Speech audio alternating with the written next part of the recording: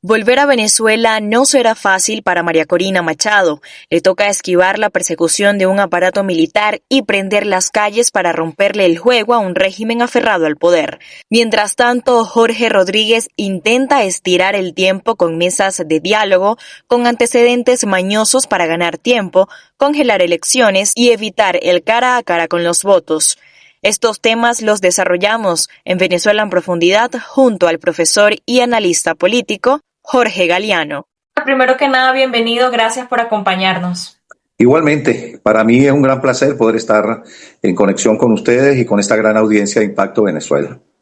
Bueno, para iniciar, el país, como en los últimos años, está pasando por un momento bastante complejo y decisivo respecto a lo que podría ser su futuro. Para nadie es un secreto el liderazgo que hoy sostiene la Premio Nobel de Paz María Corina Machado, y pues ella sostiene que es indispensable su regreso pronto a Venezuela, ¿no? Y me gustaría preguntarle, tomando en cuenta el contexto en el que ella salió, el liderazgo y el poder que hoy ella tiene como figura de la oposición en el país, ¿usted considera que con esta, digamos, con la llegada y el tutelaje de Estados Unidos es el momento indicado para que María Corina pueda regresar al país? No es fácil determinar con precisión cuál es la condición y cuál sería el impacto que pudiese generar su regreso. Sin embargo, no es difícil presumir que el regreso de María Corina Machado representa un enorme desafío desde el punto de vista geopolítico, visto que, por un lado, hay un derecho que es fundamental, que es constitucional, de ella poder retornar a su país, a su nación. Eso es algo que no tiene discusión, pero por otro lado también enfrenta el escepticismo de algunos vectores de decisión, específicamente como el caso que hoy por hoy es evidente de los Estados Unidos, que consideran de alguna manera que es contraproducente la presencia en estos momentos de María Corina en Venezuela en virtud del direccionamiento que ellos han querido dar a través de los momentos que ellos presumen para la normalización de Venezuela. Sin embargo, yo creo que es fundamental la presencia de ella para poder articular de alguna manera una hoja de ruta que permita en un corto plazo tener las precisiones sobre las elecciones algunas elecciones presidenciales que permitan ser libres y yo diría que con un control absoluto para que en un estimado de 9, 10, 11 meses máximo pudiésemos nosotros tener una expectativa bien clara sobre la normalización del país. ¿Cuál es su percepción ante la iniciativa, pues, de que se haga una hoja de ruta, como se mencionó hace poco, liderada por Dinora Figuera, que es la representante de la Asamblea Nacional 2015, y Jorge Rodríguez, pues actual presidente del Parlamento, en el que básicamente o públicamente no se menciona a María Corina Machado, pero el venezolano entiende que ella tiene, digamos, un papel fundamental, aunque Estados Unidos bien ha dicho que mantienen una relación cercana, pero la comunicación se está llevando con el oficialismo y con el chavismo en Venezuela. ¿Cuál es su percepción ante esa iniciativa de quizás ir directamente a conversar con Dinora Figuera en lugar de poner a la cabeza a María Corina Machado? Bueno, sin duda, estos son elementos que están presentes en el profesionalismo de las grandes negociaciones. La doctora Figuera representa, de alguna manera, una de las grandes posibilidades para la construcción de una ruta constitucional o de una ruta que nos permita a nosotros en poco tiempo lograr consolidar esa normalidad que necesitamos en Venezuela y que empieza por la elección. Haríamos que la presencia de María Corina estuviese en esa mesa de una manera determinante, pero también es obvio que la confrontación de posturas, por un lado del régimen, como por otro lado de la oposición representada en estos momentos por María Corina,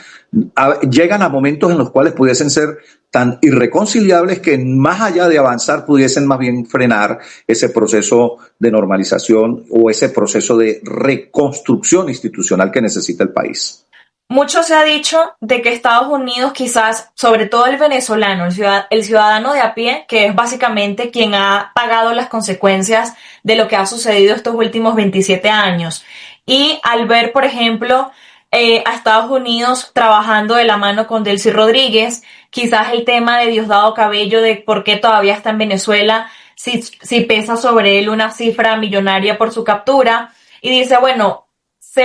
quizás ven muy lento el accionar de Estados Unidos. ¿Qué cree usted que le hace falta? O si usted considera que Estados Unidos quizás está perdiendo la confianza del venezolano, ¿y qué pudiera hacer para recuperarla en este contexto que se está viviendo?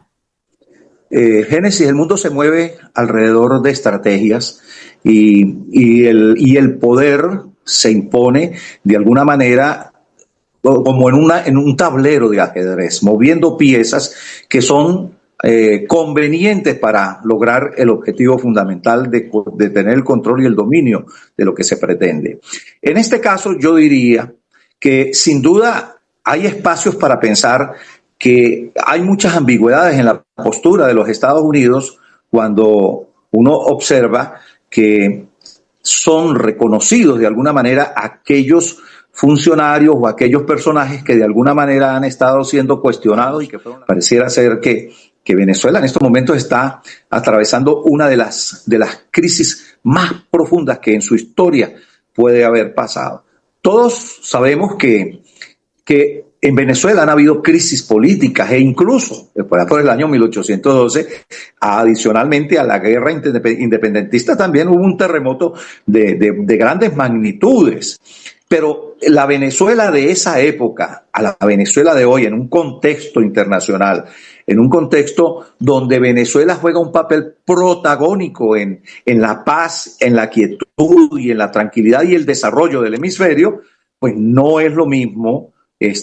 una crisis política y, en este caso, también sobrenatural,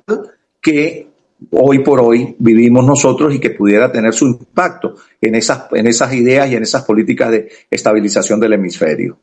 Y yo creo que gran parte de eso es lo que pretenden los Estados Unidos a través de sus estrategias. A veces son incomprensibles por nosotros porque nosotros estamos aquí en la mitad del sartén, estamos llevando el calor y el fuego de las cosas más difíciles que hemos podido vivir los venezolanos. Pero también tenemos que entender que las cosas no llegan por arte de magia, ni son soplar y hacer botellas, como se dice tradicionalmente en nuestro país. Es algo bien difícil que hay que ir retocando y consolidando como una obra de arte para que mañana o pasado mañana las conclusiones a las que se lleguen sean definitivas y que nunca más, por mucho tiempo, y ojalá sea infinito,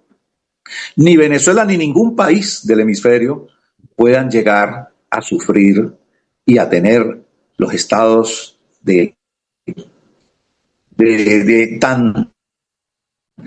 tan crueles que ha vivido la sociedad venezolana. Mi última pregunta, ya para finalizar, entendiendo precisamente, volviendo a ese liderazgo y a esa posición que juega hoy María Corina Machado y la estrategia de Estados Unidos. Mucho se dice o el temor es que, bueno, que si se alarga ese proceso en el que puedan haber elecciones, va a haber más descontento por parte de la ciudadanía venezolana. ¿Usted considera que esa figura de María Corina Machado regresando al país y tomando o retomando ese liderazgo que ella hoy sostiene puede ayudar también, digamos, a aplacar un poco los ánimos del venezolano, quien definitivamente, porque yo leo mucho los comentarios, por ejemplo, en todas las noticias que hacemos donde quieren rápidamente elecciones, pero se entiende que eso lleva un proceso que por más que uno quiera que sea rápido, pues ahí tiene que transitar un camino. Pero ¿puede esa figura de María Corina Machado también aplacar un poco al venezolano? Tenemos una diversidad de criterios en el país y nosotros los venezolanos nos caracterizamos por ser muy diversos en la forma de pensar y como hemos vivido tanto tiempo bajo ese aroma de libertad, de libertades incluyendo la de expresión, pues para nosotros es muy fácil expresar a veces posturas hasta ciertamente radicales que confunden, en este caso, los caminos. Pero ahora Venezuela está jugando un papel muy importante y María Corina también, porque esa postura de los Estados Unidos que muchos pudiesen interpretar de ambigua, también tiene sus consecuencias y tiene de alguna manera un impacto fuera del país. En los Estados Unidos van a haber próximamente unas elecciones y hasta qué punto las tendencias republicanas pudiesen verse afectadas ante la situación que hoy por hoy vive Venezuela, producto justamente de la flexibilidad, de la condescendencia o presumiblemente de la mejor estrategia que puede estar utilizando los Estados Unidos para arreglar el problema de Venezuela. Y claro, de alguna manera mediática también, a quienes le interesan, pues aseguran que los Estados Unidos lo que está es aprovechándose de la riqueza de los venezolanos, que no le han prestado atención a la situación política, que solamente están resolviendo sus problemas allá, cosa que yo considero que a veces son muy apresuradas y no tienen el fundamento para ser expuestas de una manera realmente veraz como tendría que serlo. En todo caso, tanto los Estados Unidos como en Venezuela debe preponderar cierta cordura, cierta tolerancia, sensatez y mucha prudencia en el manejo de estas negociaciones y de estos acuerdos, porque ese camino y esa ruta que necesitamos para llegar donde queremos no la construye un solo lado, la construyen todos, y por eso es que tiene que darse esa mesa donde la doctora Figuera puede asumir ese papel de liderazgo, donde ella por lo menos de alguna manera puede moderar la postura de un lado muy radical y posiblemente la manden a sentarse también con María Corina, que no deja de ser una postura opuesta, aun cuando sin duda hemos entendido que es la postura que acepta la mayoría de los venezolanos. Listo, profesor. Esto sería, digamos, el cierre. Nuevamente le agradezco muchísimo por sacar el tiempo y el espacio para poder conversar. Gracias por esas apreciaciones tan acertadas que usted nos da para poder complementar este informe. Muchísimas gracias, Génesis. Para mí es un honor y es un orgullo poder estar en la agenda que ustedes tienen de opinión, porque yo soy un andino modesto y humilde que desde aquí sufre y pare de alguna manera deseos porque este país se acomode